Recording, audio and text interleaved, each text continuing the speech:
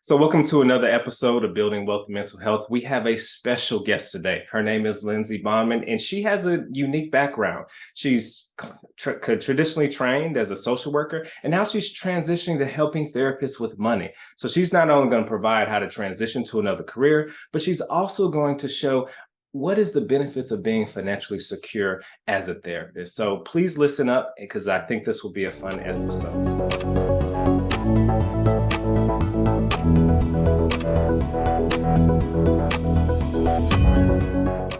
Welcome, Linzy. Yeah, thank you so much, Randall, for having me. Awesome. So to set everything up, please explain your organization and what you do for therapists. So I have a company called Money Nuts and Bolts. We try to emphasize in the title of the company, like we are about foundations. So I, in my company, teach therapists the foundations of financial health, how to manage their business finances, how to build a better relationship with money. And I do that through a couple of courses that I teach and a podcast and a bunch of freebies. Very good. And if you were to describe your perfect client avatar, who would that be? Yeah. So my perfect client avatar, they are a therapist in mental health, but I also do serve like OTs and SLPs and physios, but someone who is very self-reflective, driven. They're used to being good at stuff, right? Like I serve a lot of achievers where it's like you're used to being good at things. You're used to trying something and excelling at it. I think therapists are very, very smart people, and the folks that I serve are very, very smart people, but they've never figured out this thing. Like they've never figured out finances. It's like all these other really difficult things that other people would run screaming, they can do no problem, but money has just never clicked into place. And it's kind of like hanging over their head and undermining how they feel professionally, obviously making their life difficult because of actual financial stress. And they're ready to take that ability that they have to like learn and make things happen and focus that down on money and their relationship with finances. Very good. From my background, I've experienced that as well. Why do you think a therapist has trouble with money? My thinking was always they spent so many years in school, so some of the things that their counterparts who have graduated began making money, they're starting off at a later time frame where they've already developed certain habits. What would be your reasoning why therapists sometimes struggle with money? Yeah. There's a few layers. One of the first things is just generally speaking, like the Venn diagram of folks who like love finances, love money, financial strategy, and people who are like all about feelings and relationships and nuance and being present. It's not a huge overlap, those two. They're kind of just very different traits and very different ways of being in the world. And so generally speaking, folks who are like really into therapy don't tend to also be really into spreadsheets. There's just not a lot of overlap there. So that's the first thing. The second thing is therapists, like we're really taught to not value money, to not think about money, right? Like we are really taught in our education to focus on the client, give the best service that you can. You know, we spend, you know, as a social worker, my orientation was really based on being aware of all the injustice in the world, you know, thinking about multiple oppressions, and you come out of school just feeling like the world is really broken and you need to fix it, right? And like money can't be involved in that because the people who really need help don't have money. So you come out of school often with this very kind of self-sacrificing relationship to money that then you carry into your career. Wow, that's interesting. I like that, the way you phrase that. So let's talk about your past. How did you were a therapist and now you're transitioning to helping people with money. So can you please describe a little bit about, you know, who you were growing up before high school and your Sure. childhood? Before high school, okay. So I was, not surprisingly, that achiever kid, right? Like we tend to attract the folks who are our ideal client avatar. So I was that achiever kid who was like always kind of taking care of everybody else, always aware of what was happening with all the feelings in the room, you know, who was very like interested in the world, wanted to like solve problems, you know, reading The Hobbit in grade 4, like really wanted to understand the world on a big scale, even when I was a really little kid. So I was definitely a kid who was already thinking about the big problems in the world long before I probably should have been. And where was your first exposure to either mental health or the social work that you did in the past? Hmm. That's a great question.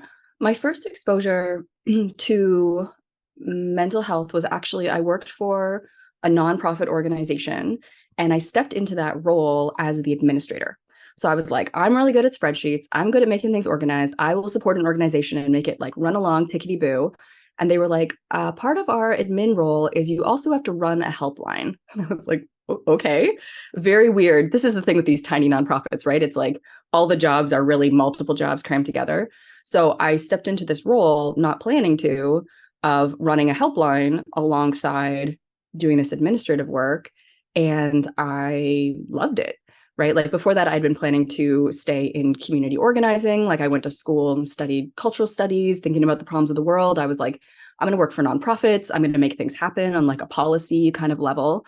But once I got into running this helpline and like talking one on one with people on the phone who are in distress and being able to hold space for them and being able to help them talk through and think through their situation and what they wanted their next steps to be, I was like, oh, I love this. This is great. Like, this is so impactful on a one on one level. And it was, you get this kind of direct feedback from giving somebody that kind of support that I wasn't getting from like the bigger community organizing stuff where you're like, I think we're making a difference. I think we're raising awareness about XYZ.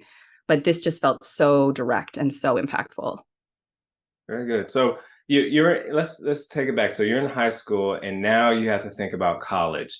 Did you know Mhm. that you were going to go towards a master's towards social work? Like, what was your No. thinking going into college? Yeah. Well, actually, that's funny. I just said no, but I did start to apply for a social work program right out of high school.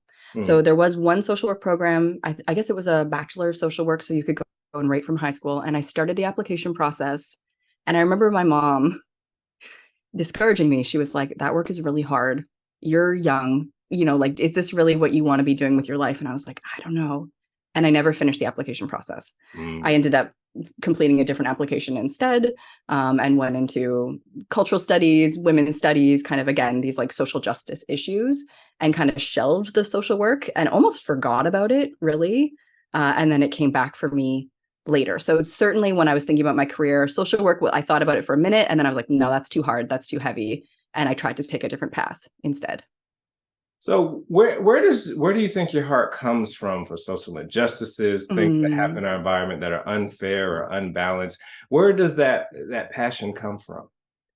Yeah, I mean, I think part of it comes from my own experiences, like, adverse childhood experiences of being like hurt as a child and like knowing what it's like to carry those things inside and be that like high achiever who like everything looks great, like, wow, she's really excelling, but inside having things that you couldn't talk about, right? So, like, when I went into private practice, I worked with a lot of folks who had experienced childhood abuse because that's something that I knew, right? And I think so often we go into certain fields because, like, it's compelling for us for a reason.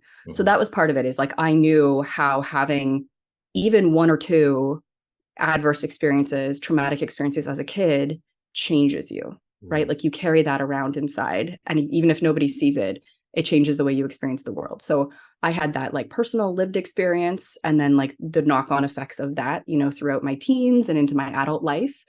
So that was one side. But I was raised to be really compassionate. Hmm. And I don't know if I would have done that naturally or if that was like really, but I remember my dad, when I was a kid, using a word, not meaning to, using a slur.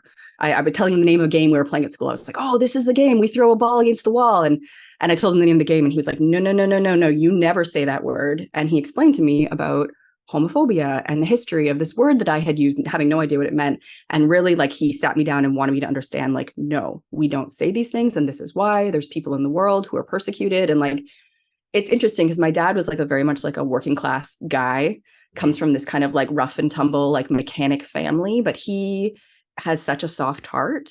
And he always pointed out to me, the underdog and making sure that we think about like privilege and power. He would never use those words. He doesn't have those words, but like he really raised me to be compassionate. And so I was always aware of injustice in the world and wanted to be a good person and make the world better. Gotcha, gotcha. So, how did you make your college decision? Was it the campus? Was it other friends going to that college. What was your thought process Mhm. of going into college? So I get pretty stubborn, Randall, when I get my mindset on something. So after I put aside that social work application, I applied to one school. I was like, this is it. This is the school that I want. It was not a very competitive school. I'm in Canada, so our college and university scene is a little bit different. But I went to a small school Mhm. that I knew had progressive values. It's called Trent University. It's in Peterborough, Ontario, and the reputation. I remember Maclean's magazine is a Canadian news magazine, and they used to have an annual profile of universities where Mhm. they would score them on different things and talk about the culture. And Trent University, the tagline for it was dreadlocks and Birkenstocks. And I was like, okay, I want to be there. Because I grew up in a city that was very, just like very white, very privileged. Nobody was thinking about these things that I was so deeply concerned about. Like I started calling myself a feminist at 13 years old. I was not in good company. And so I was just so hungry for that kind of like social justice, critical thinking that I chose that school. I had really good grades. So I got in on a scholarship, half my tuition was covered. And that's the only school that I wanted to go to. And ultimately, it was a really good choice for me because I was really looking for that culture fit Mhm. above anything else at that time. Mhm. So you're in college, and then you have to think to yourself, I have to sign up for another 2 years of school. What was Mm-hmm. that thought process? Did you have any parental support? Who helped Mm-hmm. you make that leap? Because that is a big leap a lot of people are unable to make financially. For sure, yeah. So I, worked in between. That's when when I got out of university and I finished, I moved to another city and that's when I worked for that nonprofit and I was like, "Oh, maybe I want to be a psychologist. Maybe I want to be a social worker." So I called an old mentor and she was like, "Don't be a psychologist." She was a psychologist. She was like, "Don't do it. Do not go back and do 8 years of school. Be a social worker because it's really flexible. It's only 2 years." That was like the best advice she could have given me. And so that process was um it felt like I had to, I think we're at a point now where, they say like a university or college degree now is basically what high school used to be. Mhm. And it was like I could see that for the work that I wanted to do, I had to get this next piece of paper. Like it's kind of like I had my like I know how to learn piece of paper. That's Mhm. my undergraduate, but I had to have the actual like I know how to do stuff to move into the field. And with, counseling and therapy, like you have to have the education. There might be jobs that where you get a little taste of that, but to actually do the work like I wanted to do, I knew I had to. So I took on debt. So I was extremely fortunate. My mom is an accountant. She saved money for my undergraduate education, and my parents gave me a chunk of money when I went to school, which was more money than I ever could have imagined at that point. I was like, what? I'm responsible for how much money? But they could see that I had the aptitude. So Mhm. they gave that money to me to manage, and I managed it successfully with some work, like doing work on the side in my undergrad, but there was no money for a master's. That's not something that had been planned on.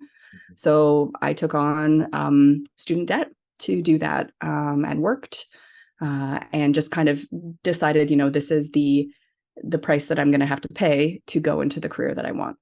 Yeah. So for thinking about a student making that decision, Mm-hmm. how would you kind of allow somebody to become at peace with taking on so much debt? Because it Yeah. can, be as small as 20,000. I've definitely seen six figures worth of student loan Oh, debt. 100%. It's Yeah. an easy thing to see. Like, what Yeah. do you tell somebody maybe in your practice or get their head around the amount of student loan debt they have to take on and manage Mm-hmm. potentially the rest of their life? Hopefully not. Yeah, hopefully not. I mean, it is an investment in your career. And so this is part of it is it's a big upfront investment. So that's something for us to think about as we move into the work of making sure that we are then going to be making Mm, choices with that education that allows us to actually pay back that debt and make it a worthwhile investment. Like our return on investment isn't great if you have spent $150,000 to get your degree and then you're making 40 grand a year, right? Like that's just not a good ROI. And so that's part of it is like if you are going to be taking on massive student debt, then you're going to want to think about that as you move into using that degree. How can you start to recoup and make it a good investment rather than just a debt that hangs over your head the rest of your life?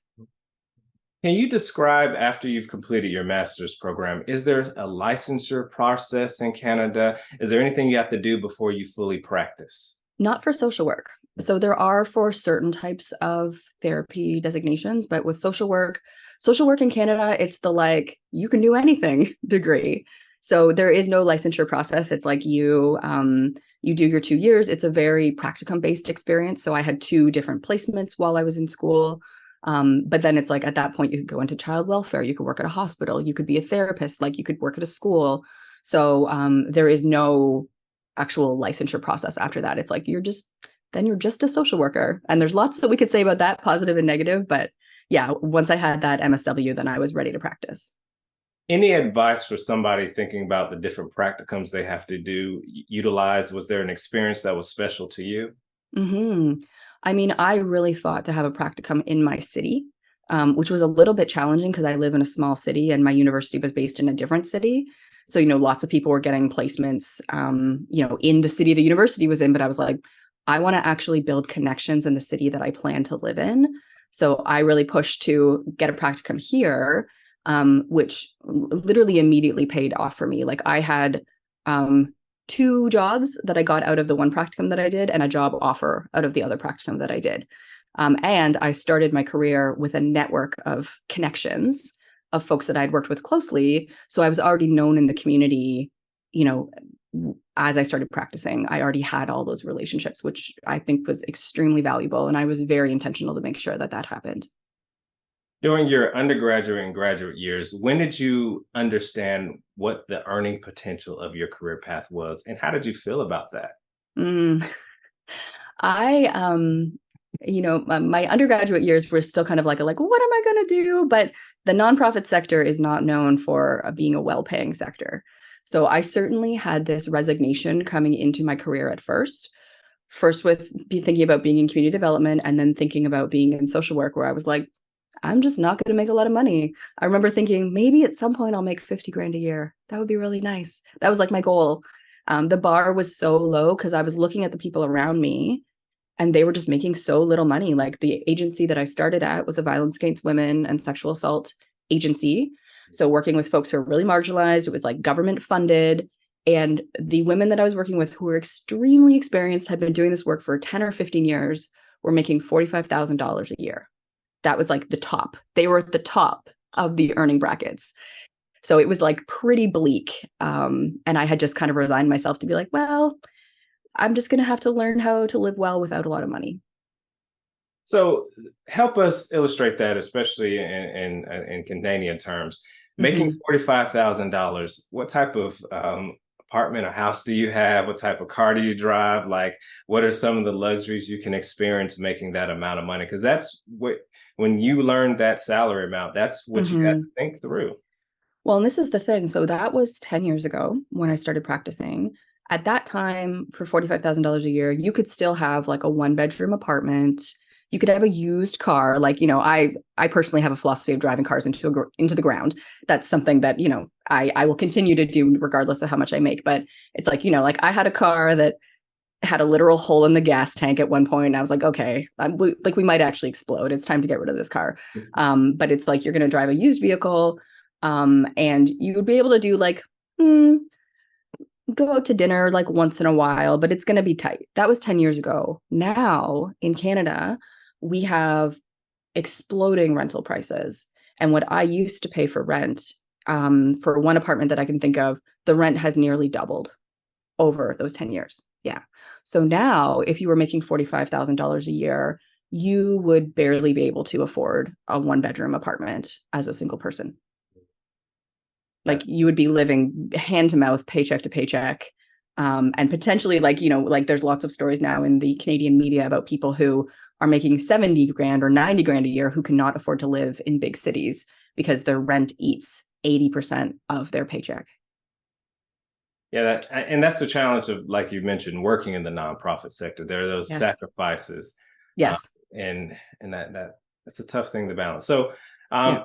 your first job out of college, I think you mentioned you're working with, I think it was domestic abuse, Yeah. women, Domestic violence and sexual assault. Yes. domestic violence, sexual assault. So, what was that work like? Of course, you left. So let's start off with the good things about the job, and Yes. then we'll talk about what made you transition to do something hmm else.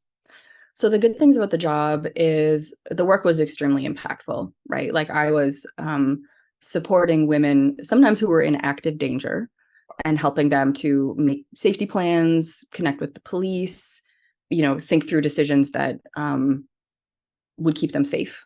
Sometimes that was very stressful and very scary. But it was definitely like important work. There was no question that it was like big impact work.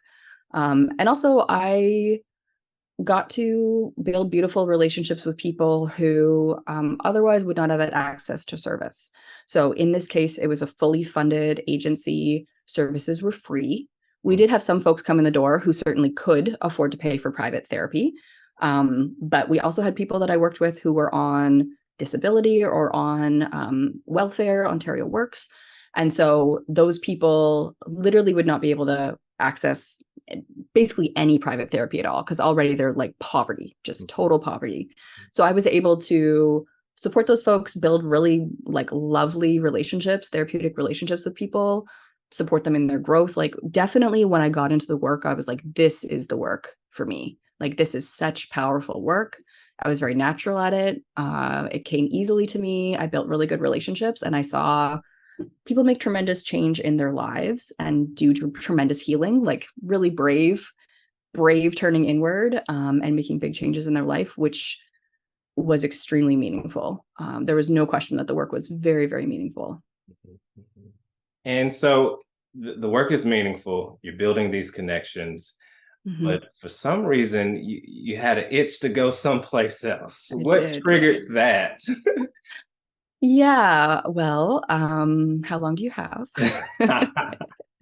There was a few things. So, I mean, one of the things about agencies, and I think that this is true in the United States as well, is like when you have these agencies that are government funded, you're serving super marginalized people, the staff are paid very poorly, you end up with actually a culture of trauma in that agency. It's like the staff themselves do not have the money or the support to be well.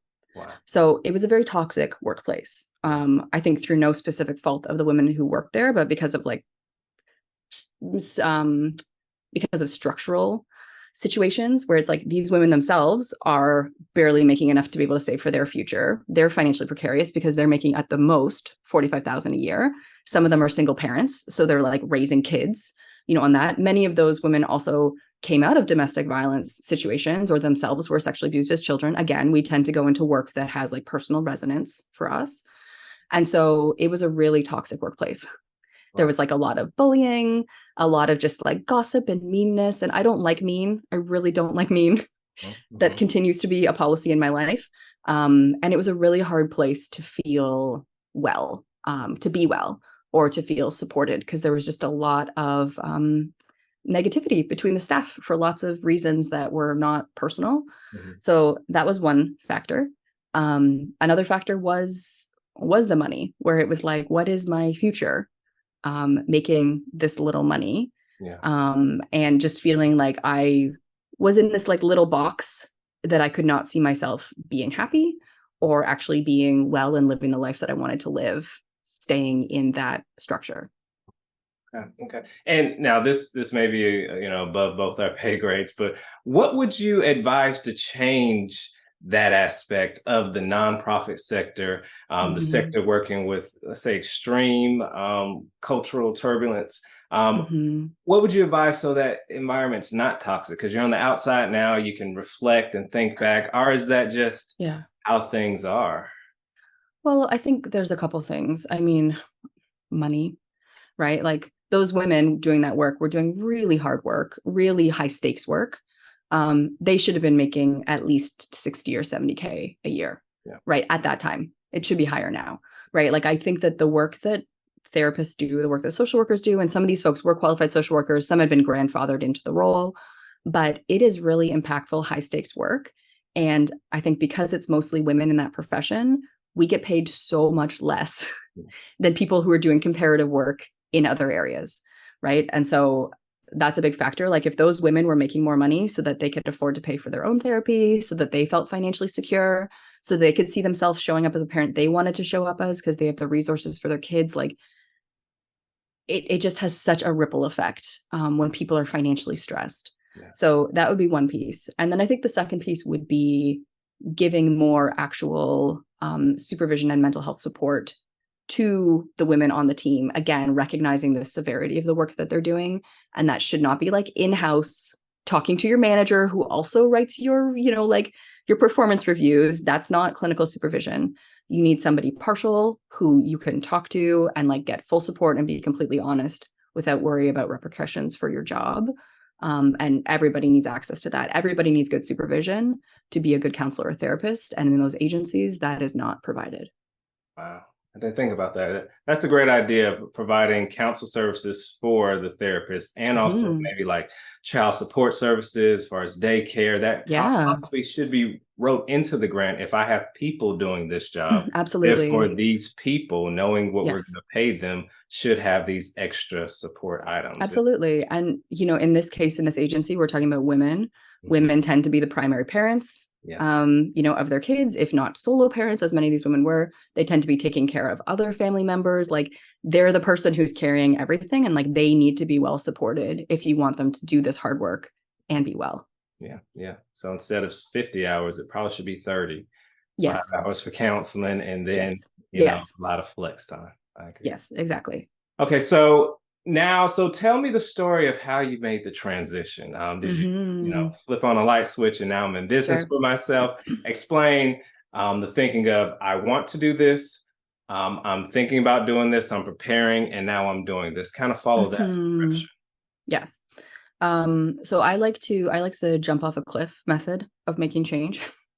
So once I decided that I, could not see myself being well at that agency, I needed to go. I gave my letter of resignation before I really knew what I was doing next. I was like, I'm gonna just pull, you know, the safety out from under myself, and then I'm going to make it work. So I told them that I was going to start a private practice because that seemed like the logical thing to say. And then because I said it, I was like, well, I guess that's what I'm doing. Mhm. So I stepped into private practice. I had to make it work because I had just gotten rid of my salary. And so getting into that work was amazing. I immediately knew I had made the right choice for myself. I felt just so much lighter, happier. I got to set the culture of my private practice, and it was friendly and kind. There was no gossip. Everybody was like thinking about everybody else's well-being in that little room. Got to set up a beautiful space where, my clients could come in and be like, oh, this is so nice, where they felt really cared for. Got to serve men as well as women, which I wasn't able to do in the agency I was at before. Like I just got to set my own terms. So once I got into that work and started to really enjoy private practice, then there was the next transition that I made, which was going into this work. Mhm. So that was like a more of a slow observation where I started to notice when I went into my private practice, like I was so hungry for the financial stuff because I've always had an interest. So I was like, okay, where's my book on how to set up my finances? And Mhm. like, how exactly do I save for taxes? And what's the best filing system I could set up? And I found like just nobody was talking about that. There was like a paragraph in this book, one little blog post here. Like I was just pulling together scraps. Mhm. And I realized like, okay, this is something that I think is like super interesting and important, but obviously nobody else has really honed in on this. And then I started to chat with friends about it in private practice, realized that everybody else hated the finances Mhm. and Mhm. wanted nothing to do with them and just wished that money didn't exist. And I was like, oh, okay, maybe there's a little niche here that I could step into with helping my colleagues who are super talented and who I want them to be happy and well with this part of their business that they really don't like. Mhm. So, what is the balance today between the therapy sessions and also your financial therapy work? Like, what is the mix right now as far as Mm-hmm. proportion, as far as your Mm-hmm. So my therapy is 0%. okay? Wow. And my coaching is 100%, my coaching and teaching. So I retired from social work 2 years ago. I shut down my practice altogether. Again, the jump off a cliff approach. I had a mat leave. I had my son in 2019, and so I was off for the whole year. I had opted into our employment insurance here in Canada, so I had a paid mat leave for a year, and so I had a year to really think about what I wanted to do. And I decided, like, when I come back, I'm not going to reopen my private practice and I'm going to see if I can just do this financial work. I had a little bit of a buffer. But it again was that like jump off a cliff. I was like, I'm just going to make it work, because like if I go back into my private practice, I'm just going to do that. Like I'm just going to fill back up with clients, and that'll be what I do. If I want to give this a shot, I need to take it seriously. So when I got back from that mat leave, I doubled down on money nuts and bolts and my course Money Skills for Therapists, and I focused on making that my primary thing. And I ended up taking on like a few clients, like maybe like 4 clients, kind of just here and there, who are some of my favorites who came back. And I was like, sure, I'll work with you for a bit. But I ended up just closing with all of those clients a couple of years ago and just focusing on running this company. So in our world, in the financial services world, words mean a lot of different things. How would you define financial coaching as you practice today? So I, I think about myself mostly as a financial educator. And so my practice, what I do is I teach courses that teach foundational financial skills to therapists, and that guide them through the mindset and emotional pieces, help them to make progress in that area so that they can free up their thinking brains to learn. Because what I find with therapists is sometimes when they sit down with a true financial professional, someone who's just like lives and breathes numbers, the therapist, they get so overwhelmed by not understanding a term. A thought comes up in their head that they're stupid. They're embarrassed that they haven't saved enough for taxes. And they're so overwhelmed that they can't listen and they can't learn. So part of the coaching is having that space available to talk through the thoughts that are coming up, the stories, the like experience in grade 2 where your math teacher made you feel dumb and you felt bad at math ever since. Having space for that so that those things can start to shift and come down in terms of intensity so that they can learn and actually learn those foundational financial skills that they were literally never taught. So I see it as that combination of space and support to help people move forward and learn actual skills. Gotcha. So when somebody goes out into business for themselves, they have to think, how much am I going to charge? When you were working with the clinic, they had a set rate that they charged or didn't charge or received government funding. When you went out private practice, there's some industry kind of pricing, but now you're doing something different with a population who, let's say, is not traditionally served. So how do you price that type of service? Yeah. I mean, my pricing has kind of changed over time for what I offer. And part of it is, at this point, we've come to kind of what is considered value-based pricing, right? Where we think about like, what is the impact that this has on somebody's life? And then we look at all the supports, that go into delivering it and set a price point to be like, would folks be up for paying this price point for all the supports that they get and the value that it brings to their life? And when we find that enough people are like, yes, that's worth it to me, then we settle, we stay there as a price. And so it really is kind of like a conversation with our customers. It's a back and forth of like, we set a price that when we look at it is what makes sense for paying. I have staff, I have full-time people working for me. So it's like, we look at what would work well for our numbers, and then we put it out there to people to be like, we know that this literally changes people's financial lives. I probably could charge $20,000 for it if I think about the best results, but I'm not going to do that. So it's a conversation. So we put it out, and then folks are like, yeah, that's worth it to me. And enough folks say that we're like, yep, this is where we're going to keep our price. So it is the way that we're doing it now is much more of a conversational process in a certain way, than actually running hard numbers and seeing like, this is what we have to charge. So you provide the therapy sessions, but you also have an online course. Can you explain the thought processing of releasing that course, and what have you seen the benefits are to the people who purchase the course? Yeah. So the course actually is my primary thing that I do. So that is my main offer. And if folks want access to me, it's inside that course. So the process of making the course was really about packaging up the transformative process that I had identified. If people walk through this, they're going to end up here. Right. And so that was a process that I refined, like that transformation process. I figured out by working with some individual people and seeing like, okay, once we work on this, then I can teach them this. And then this naturally leads to this. And then this leads to this. And then this leads to this really great thing at the end. Once I identified that, then I could package it and record it really well, with tools, and set out that path, and package that up in the course. Gotcha. That's awesome. And for people who are thinking about creating an online course, what Mhm. advice would you give them? Yeah, I mean, I think my first advice would be kind of that process that I just talked about. You need to understand, first of all, the folks that you're trying to serve, like what do Mhm. they need? What are their problems? Make sure you're solving a problem that people actually know that they have, Mhm. and you're talking about it in a way that they're like, oh yeah, that's me. Because so often we are just so excited about our little niche, our little world that we love, that Yeah. you can make something that people are like, I don't, sorry, what is that? Who's that for? And they might be the ideal customer, but you need to understand what they're looking for and what they think their problem is. So having those conversations, first of all, with the folks that you would want to serve, like those informational interviews, it's a step that a lot of people want to skip because they're like, oh, I know. But it never hurts to have more conversations with the kind of people you want to serve Mhm. to make sure that you're building something that actually solves the problem.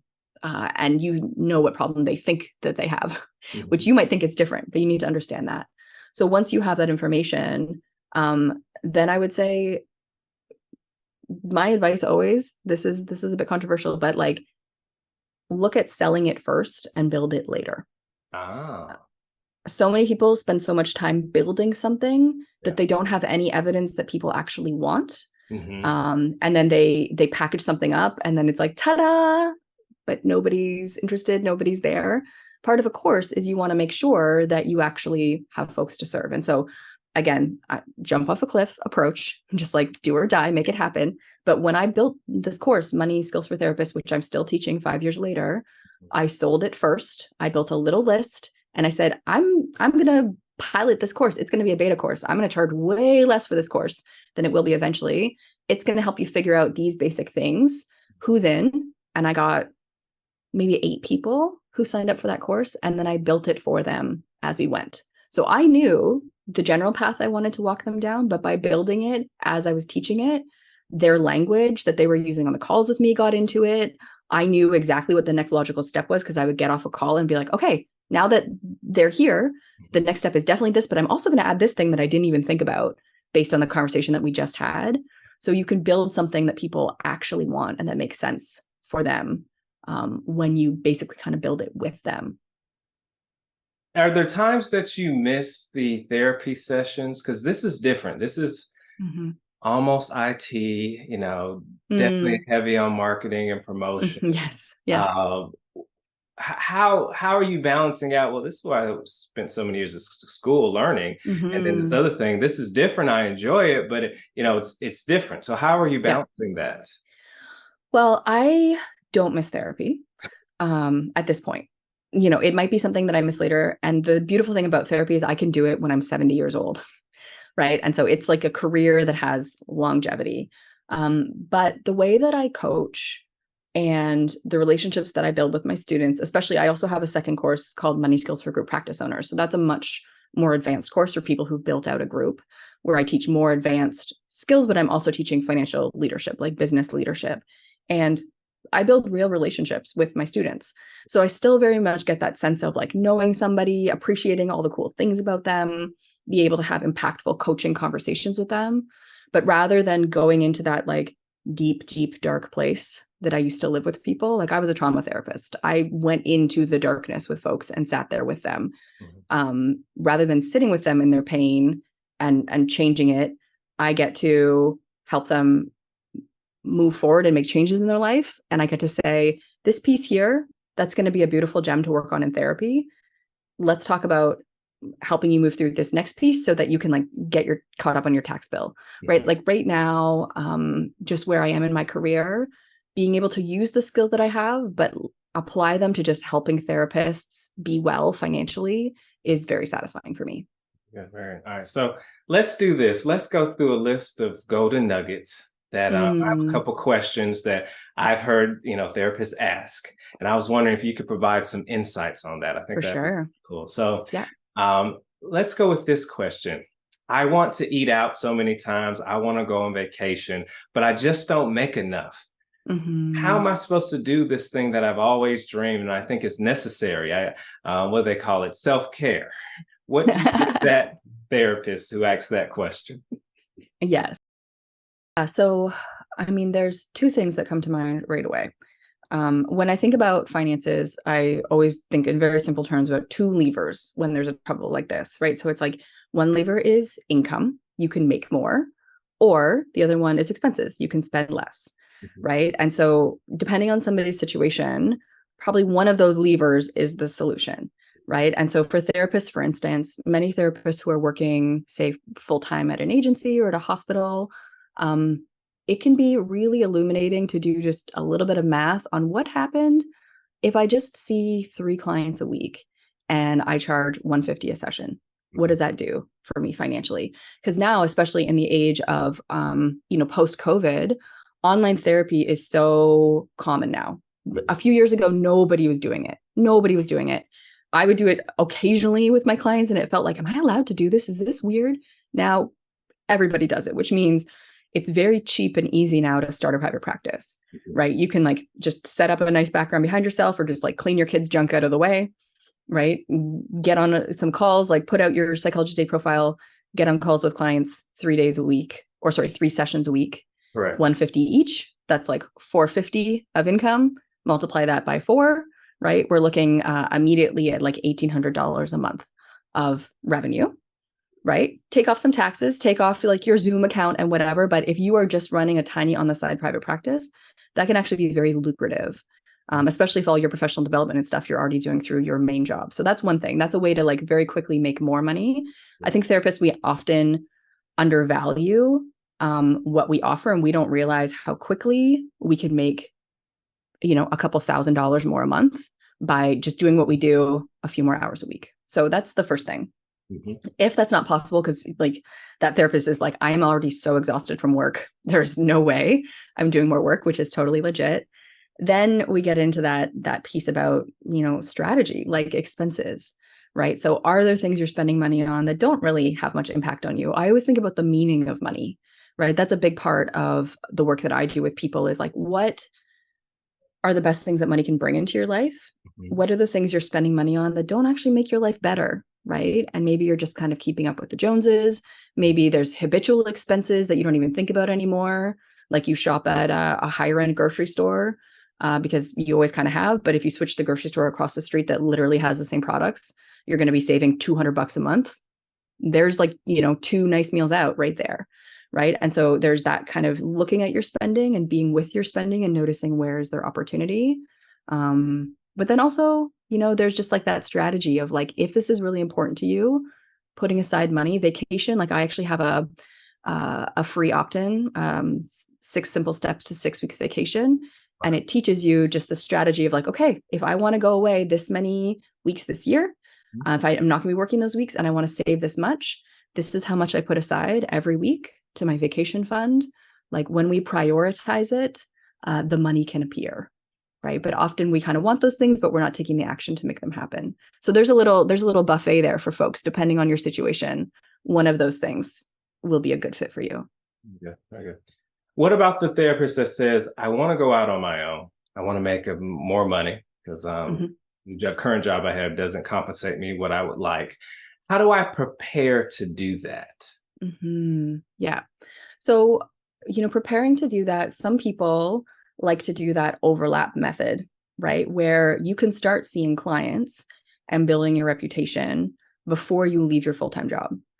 It's often a good idea to do that. It's not what I do, but it's a good idea in order to just get a sense for who's out there looking for what you do. What do you want to do? Like, what is your niche? Having a niche is really, really valuable. That's a really important thing in private practice, to say very clearly, this is who I serve, right? I serve women in their 40s who have recently been diagnosed with ADHD and are struggling in their professional careers, right? That is so specific. And when you really hone in on who you love to serve and you own that, that is like your marketing superpower. Because that woman, when she gets to your website, she's like, oh my God, she's talking to me. How is she in my brain? When somebody asks the question, are they in my brain? You got them. Like, they know that you understand them. And they are going to want to talk to you and not the person next to you, because you're speaking directly to them. So, doing that little bit of work to like hone in on your niche, and then put out a Psychology Today profile or another type of profile and like start seeing a few clients so you can really get that feel for, doing that private work, set the fee you actually want, often helps people build the confidence to be like, yeah, there's a market for this. Yeah. I can do this. And then you can make a plan to transition to that full time as you build up your reputation and build up the demand for what you're doing. Let's talk to the therapist that is currently in private practice. How would you recommend that they prepare for retirement? They don't have a company 401k, 403b. That's what we use a lot in the United States. How does somebody out on their own prepare for retirement or save up for the time when they're no longer able to work? Yeah. You need to be putting money aside every single month, right? There is this thing, like, this is the downside of being your own boss. Is like, nobody's doing it for you, right? And so you need to think about, if I was a good boss to somebody else, I would be setting these things up for them so it's automatic. They don't even have to worry about it. It's like, you just focus on your clinical work. I got you. You need to have your own I got you for yourself by setting up like a regular contribution to the investments you have access to. So, Randall, you probably have much more knowledge in this area than I do about like specific American investment vehicles. But I know a SEP IRA is something that I hear about, a Roth IRA. So like, talk to your accountant or your financial advisor about what vehicles are available to you. Given your status, make sure you open those accounts and just make regular contributions. Like, sometimes, I'll say to folks, like, put in $50 a month. If you can put in $50 a month, like, start to build that muscle, build the habit, because then as your income grows, you can turn that $50 into $300. You can turn it into $600. And suddenly that money is going to be building up. But like, you need to get that money in there to start to accumulate interest and grow, which is the beautiful thing about investments. And, the best time to do that was always yesterday. The second best time is today, to just get that system going, make it automatic, build that muscle, and start putting that money aside every single month. Very good, very good. So what's next for you? You have your course, you have the clients that you serve. What do you think is next for your company and for you in general? Mm-hmm. Next for us is expanding the impact of what we do. So Money Skills for Therapists works. I've had 500 folks go through the course so far. I have like so many faces that come to mind of people who just have completely changed their financial life through that system, like through coming through the course.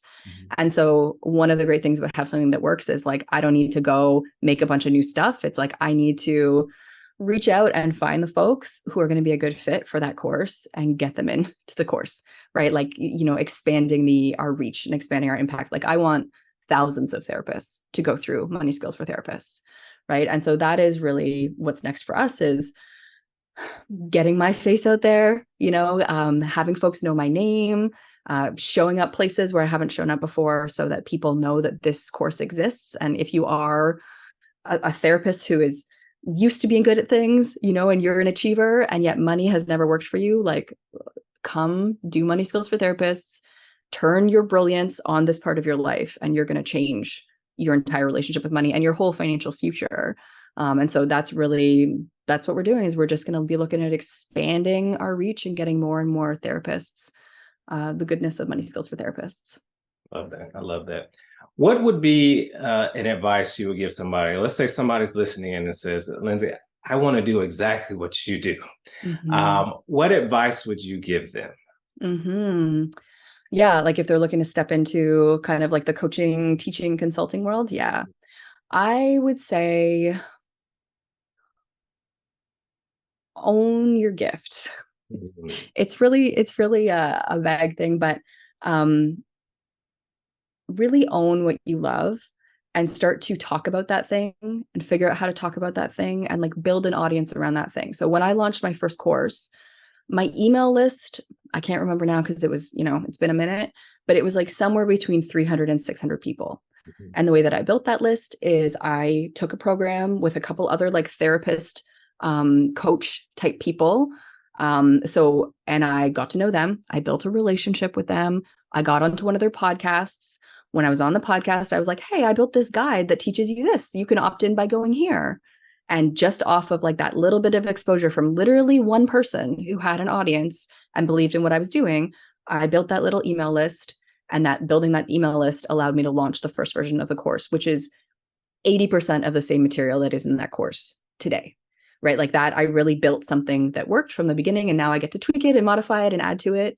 But just own your gifts and just do it, like imperfect action. I see so many folks, therapists can be such perfectionists. We can get so frozen and like, oh, but I need to do it perfectly. And like, first, I'm going to take these 10 courses that teach me how to do these things. And then I'm going to see if somebody wants to take my course.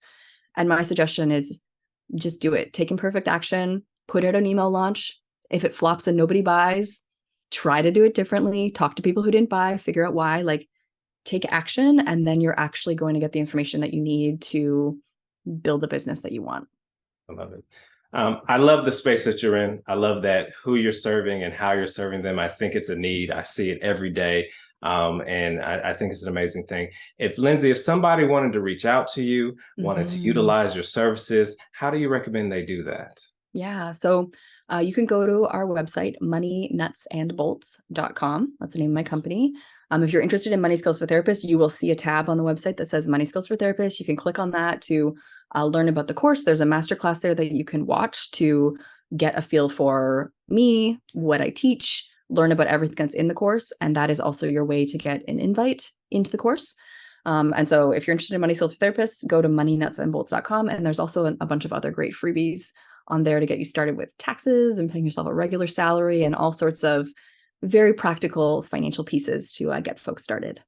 Awesome. Awesome. Well, Linzy, thank you very much for joining us with Building Wealth and Mental Health. I think your story is amazing. I think the services you provide a lot of our audience could utilize. So thank you very much. Thank you so much, Randall.